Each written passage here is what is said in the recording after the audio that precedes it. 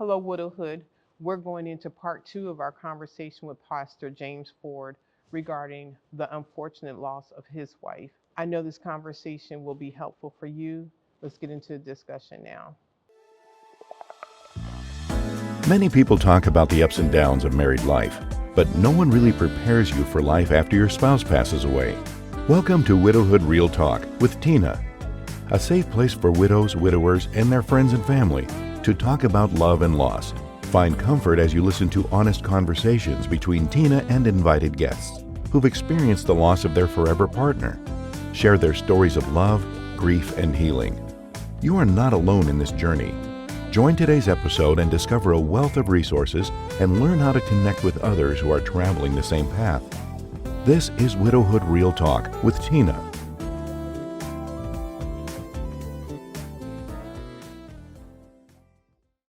What are some things that people don't know about Pudgy that drove you to want to have this conversation?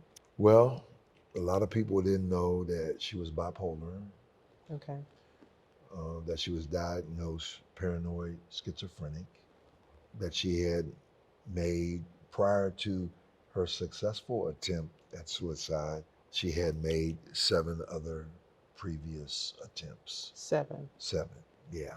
And, it was like, I'll tell you about the first one because here's I am. I was raised by my mama and my grandma. Okay. So I was raised by women. Right. And you get things, now, there's a lot of things missing because there wasn't a man. Right. But you get things when you're raised by women that you can never get from a man. Okay. And that is what I call a sensitivity. Empathy, they call it now. I guess that's the To word. Yeah, they call it empathy. I don't like empathy. Let me tell you why. Empathy means to feel in. Okay. Sympathy means to feel with. I like compassion Okay. because it means to be surrounded by. So in other words, if you got an issue, I'm surrounded by your issue. Okay. See, compassion is your pain in my heart. Yes. And so that's why I like You that word. obviously I you like are that correct. word. I like that word. And so, God set the tone because, like, as a pastor, one time I saw a man jumping on a woman. I ran. I didn't care whether he had a knife or gun. I ran to protect that woman because that's what you learn. Okay. When you're raised by women, Yes. and you learn to connect not first to what a woman says, even though you have to listen, but how does a woman feel? Okay, so, and I do things, for my sugar babe, like for example, every third year, the first 100 days, I would do 100 ways in 100 days. So I'd do things like I'd get 7 greeting cards and I'd write original poems on them because that's what she loved. And then I would Hold on. Define original poem. I would make the poem up. Okay. I just want to make sure I heard you right. Okay. Yeah, I would Okay. make the poem up. Okay. Like stuff like, Sugar Babe, I'm arrested by your godly personality and locked up in the prison of your love. The governor tried to give me a pardon, but I turned it down. The parole board You wanted notice to the give me an swag when he early, started an going early to it. the parole board wanted to give me an early release, but I am forever a prisoner of your love. So, stuff like that. She loved it. She loved it. And I'm working on a book, I was gonna say, and tell me all. I've got hundreds of them. Yeah, because I would try to write her one like once a week or And once this every just 2 came. weeks. Yeah, Wow. yeah. That's because, Okay. like I said, she was my caramel mocha latte, hot, yellow, sweet, and smoking. And so, first time that And how long had you guys been together the first time? we were here in Chicago. Okay. Thank you. So we had been married 24 years Okay. before she made that first effort. And she slashed her wrists. And, I had come home and she was sitting in bed and with her hands down like that. What's wrong? What's wrong? And then she just did like that, and I just, oh my God! And I just grabbed her, threw her in the car, took her to Trinity Hospital, and they got her sewed up and everything. They said, hey, we got to report this. I said, yeah, So once she was released and we got home, I was like, Sugar Babe, what's going on?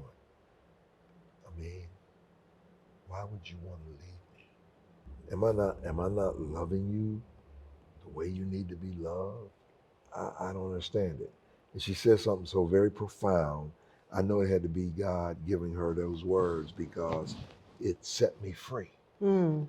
You know, because one of the things I found now that this has happened, as I'm dealing with individuals, most people look first at themselves. Okay. You know, what did I do that would cause them to want to take their own life? The guilt, Yes. the idea that I could have changed this. Is there and something I regret. could have done? Yes. Let me just look in the camera and say, no. No, if you were someone who treated them the way that you should treat your spouse, let me tell you what she told me. She said, and without missing a beat, she said, why are you making this about you? Mm. And that arrested my attention. Like, huh? What do you mean? This is about me. This is something that's on the inside of me that's eating me up. Mm. So at this point, did you know she was bipolar or suffered with this?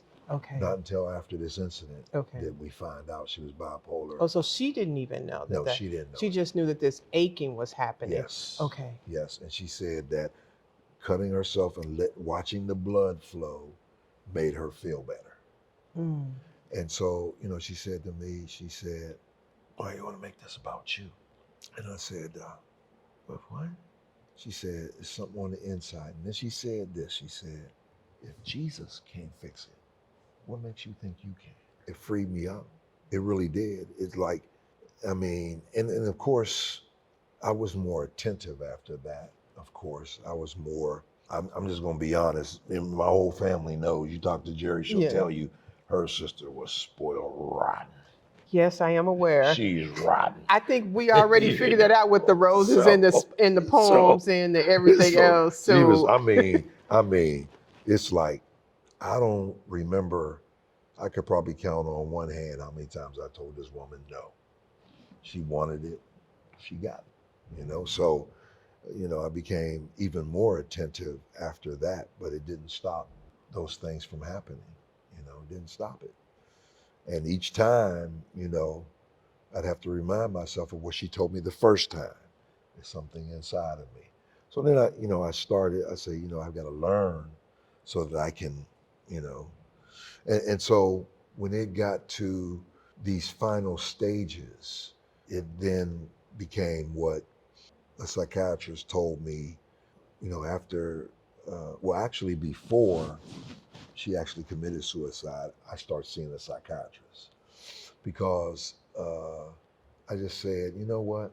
Now I counsel, and I counsel people, but I'm not, quote unquote, a professional. And so I had shared with her, Sugar Babe, I think you need to go ahead and go back into Christ Hospital. She snapped because she had a bad experience at one. And what is Christ Hospital when you say go back there? Well, they have a psych ward. Okay, and I want to be clear because everyone doesn't know what that means. Yeah, Christ has a psych ward, one of the best in the city. Okay. And that's where we were going. And so they would help her, they would help me. And I could say to her, you know, Sugar Babe, I think we need to go. I think you're getting worse. Can I pause here for a second? Yeah, A few questions. Mm-hmm. At this point in time, you are actively being a pastor at a church. Mm-hmm. Was that something you were able to openly share with people, or was that something you needed? And how did that work? No, it's the pink elephant in the church. Okay. It's the pink elephant in the church. It's like, and in a lot of Black families as well. Okay. People do not want to acknowledge mental illness at all. And so you have very few individuals that you can talk to about it, you know, and especially, you know, because of the, you know, this is my theory. If you were to say to me, what's the number one sin in the churches? Okay.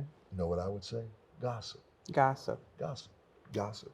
People love, man, some people gossip so much they tell their own business. Okay. You know? And So I was going to see, the Bible says love covers a multitude of sins. Okay. Love covers, love doesn't expose. So I'm Mm. not going to expose my wife to individuals who would try to take advantage of that. Okay. And even though I've been pastoring here, like I said, over 43 years, there are people like that. I'm not going to let her be the fodder for your phone conversations and stuff like that. So what was your safe space, or how did you manage and deal with that weight from the first incident to when she did primarily, take her life? primarily through prayer, through scripture reading, and through a few really close friends, Okay. brothers, two brothers who walk with me throughout. So you did have community. I had that I could trust. Right. Yeah. That's good. Yeah, I had two guys that I could trust. And generally I met with them. You know, we played dominoes together every Oh, Sunday bones? night. Oh, you call it Oh yeah. dominoes? Oh, Yeah. oh. Yeah. So if someone finds themselves in your situation early on from that first one, based on what you've learned and experienced, what guidance or what would you recommend for them to do? Well, the first thing I would recommend, because early in these situations, I could say to her, hey, I think we need to go ahead and go in. That's when I should have got the order of protection.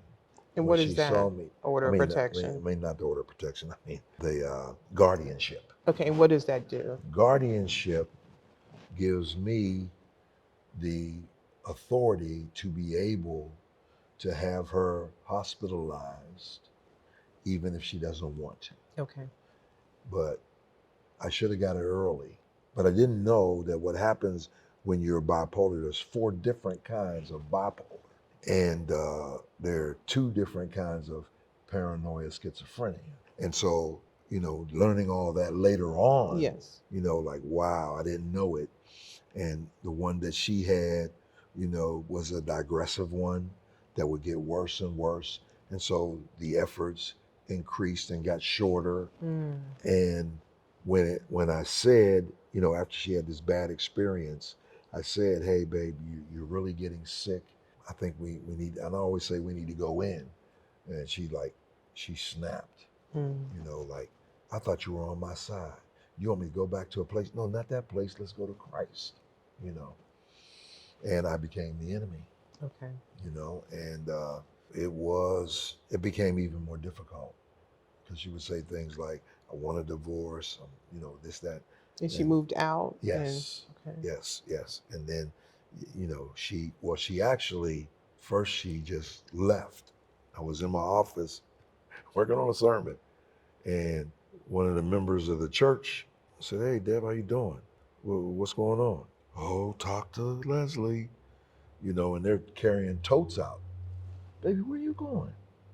You ain't gonna put me back in the hospital. You ain't doing it. I'm leaving. Where are you going? I'm going to Deb's house. So she went to Deb's house.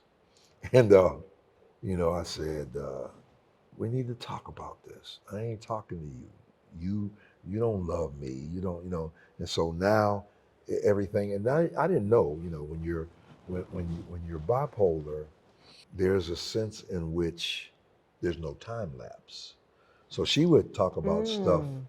that, now I've been, you know, at that time, you know, we had been away from Pittsburgh 41 years. She was talking about things that I did before I got saved, Like it was you just know, all in the like same it was, space. yeah. And I didn't know that, you know, but like I said, seeing the psychiatrist, he said, yeah, because they have no sense of time lapse. And so it's in her mind, it's as if it happened yesterday. And I said, well, then what chance do I have? Because she's bringing all this stuff up, Right. you know. But anyway, No, I so want to ask, you said, what chance did you have?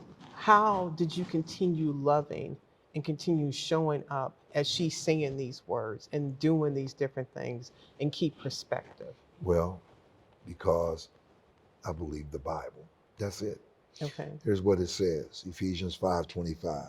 Husband, love your wife like Christ loved the church and gave himself for it, that he may sanctify her by the washing of the water with the word. So notice what's missing. No adjectives. Husband, love your beautiful wife.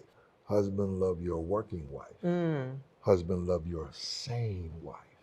So the word love is agapeo or agape, unconditional. That's what caused me to do it. I made a commitment to her in sickness and in health, in poverty and in wealth, Yes. until death do us part. Now, I done broke a lot of vows I made to God. I ain't break that one. Okay. I'm not breaking that. I made a commitment to her. She's sick. She needs me more now than Yes. she needed me before. And that's what I did. You know, I made sure she was well taken care of. Hyde Park in Chicago is kind of like Squirrel Hill in Pittsburgh. And I made sure she was in a gated community. I made sure that, like, for example, you couldn't go up to her floor unless you lived on the floor or somebody from the floor, you know. So I made sure and spared no expense to make sure that she was safe. Mm.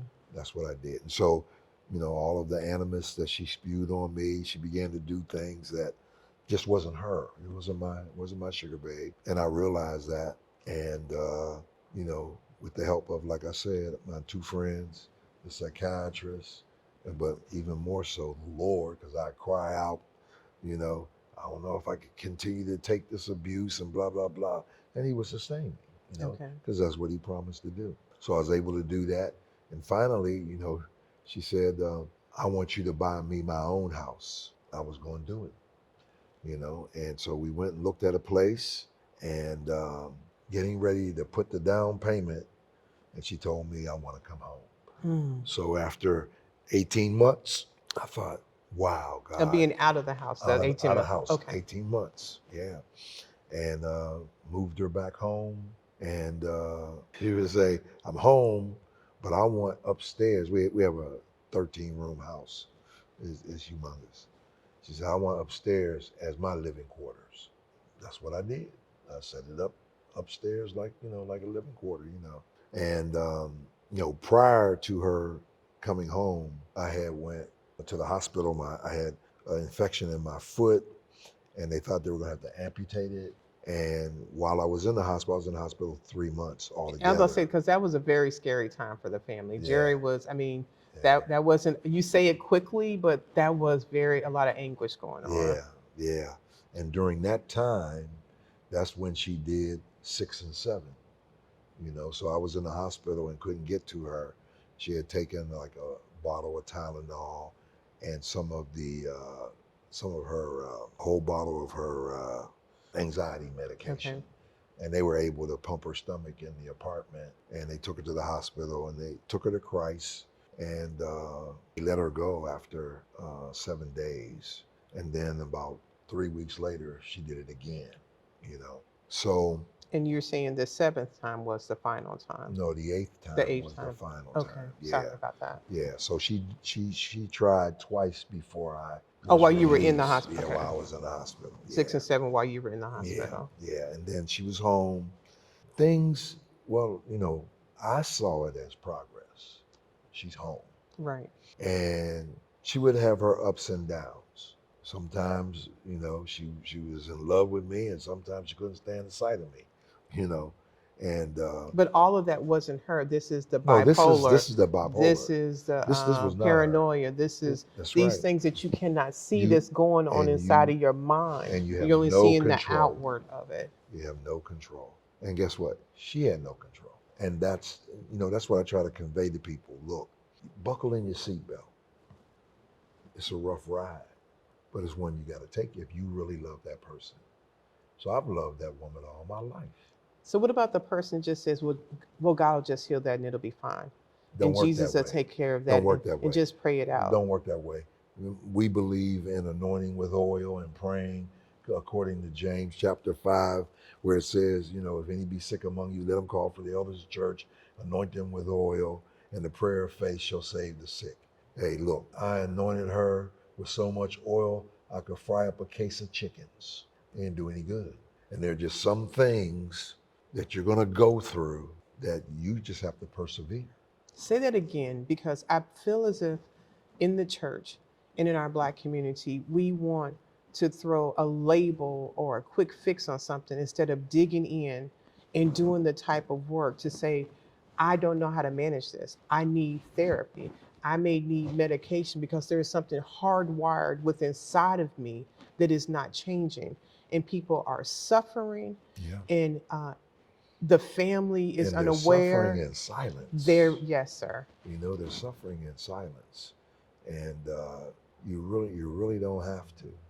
You know, especially, and I thought, you know, even as like I said, talking to my psychiatrist, and he said, man, you know, she used to open up to you and tell you how she was feeling, and you know, and now, you know, what's going on? And I say, you know, she just shut down. She looks at the one event that happened to her in this, because they told me they were sending her to Christ. They sent her, this turned out to be the worst mental institution in the country, not in the state. Okay. They at the bottom Wow. in the country. And she had such a painful experience there. And not Yeah. seeing time differently. Right. That would, okay. Yeah. Like now I'm gonna put her back in there. So yeah, but some things, like I said, you just buckle in your seatbelt and you recognize, look, this is not, you know, Paul prayed and said he had most people thought ophthalmia, which is an eye disease. And God, he said, I sought and prayed about it 3 times. And God said to me, my grace is sufficient for you because my strength is made perfect in your weakness. That's what I learned. Okay. Because believe me, there were some weak points. There were some, you know, there were some weak times when I felt like, okay, she wants a divorce. You just go ahead and give it to her, you know. No, I can't do that. Who she have then? You know, because even, you know, even family, you know, it's like, you know, statement was made to me, it's our relative, but it's your wife. So yeah, you're right about that. I could use some help though, but you know, I just buckled in my seatbelt. I say, you know, if I got to do this alone, then I'll do it alone. You know, my kids, you know, she had run everybody away.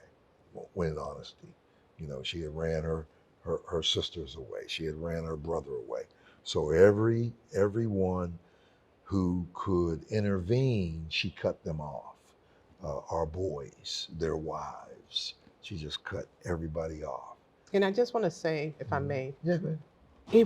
it's so hard when you say cut off, just to really understand that what that suffering looks like, the words that were said, the behavior, Oh, and all those different things, Oh, the constant slashing. and I mean cussing people out. Yes. I'm talking about, you know, brothers, sisters, Yes. you know, cussing people out, all kind of things like that. I mean, saying horrible things, Yes. you know, making accusations that, you know, I mean, would just make anybody say, Enough. well, I don't want to be bothered, Right. you know. And I mean, I understood that, but that was not an option for me, is what I'm saying. That is not an option Absolutely. for me, you know. So, and even now, you know, there is this sense in which, you know, there's a satisfaction in knowing there's nothing else I could have done. I did everything that I could have done. And I think that is so important that you said from the first attempt that she told you that even though you were constantly, you knew that it was not about you. Yeah. Is there anything you want to share about the 8th and final attempt, sir? That one is just, you know, it ain't even been a year yet. And every time I bring that up, I understand, yeah, but yeah, I prefer not to go into that one. That one's going to break me Can I down ask too who found much. her? You did? I did, yeah. Okay. Yeah, so. And that was November 10th, 2 days before her birthday. 2022. 2 days before her birthday. Hello, Widowhood. Thank you for being part of this conversation. I am sorry for the person that you have lost that is no longer here, but I am so glad that you were able to connect with us. I pray and I hope that the conversations that you have made us part of your hood, and we are able to help you and know that you are not alone. We are your community. We are here on this journey with you. This conversation with Pastor James Ford was intentional to be able to help you your family members to be able to understand this journey is hard, but there is something powerful that can come out of sharing and talking to help other people to be able to process, to be able to move and live and know that they are not on this journey alone. And there is people here that understand you. Talk to you soon. Thank you for spending another episode with Widowhood Real Talk. If you found the contents of today helpful, share the episode to anyone you know who may need it. Subscribe to the show and tune into Widowhood Real Talk each week. Then visit widowhood-realtalkwithtina.org to join the community and access additional resources. Remember, you are not alone in this journey.